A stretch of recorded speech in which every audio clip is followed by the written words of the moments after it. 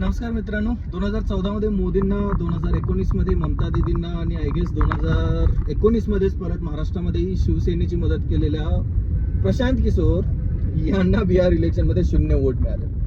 तर ही हसण्याची गोष्ट आहे की रडण्याची मला कळत नाही, कारण वोट किती मिळाले हा प्रश्न वेगळा आहे, सीट किती आल्या हा प्रश्न वेगळा आहे. पण ज्या प्रकारे त्यांनी जे मुद्दे उचलले होते, एज्युकेशन, नोकरी, हेल्थकेअर किंवा डेव्हलपमेंट, या सगळ्या मुद्द्यांवरती, जाती आणि धर्माला सोडून या सगळ्या मुद्द्यांना त्यांनी जो हात घातला होता, त्या मुद्द्यांना साईडलाईन करून बिहारच्या जनतेने फक्त जाती आणि धर्मावरच वोट दिलं अशातला प्रकार वाटतोय. जर असं खरंच असेल तर आपण लोकशाही डिझर्व करत नाही असं मला वाटतं.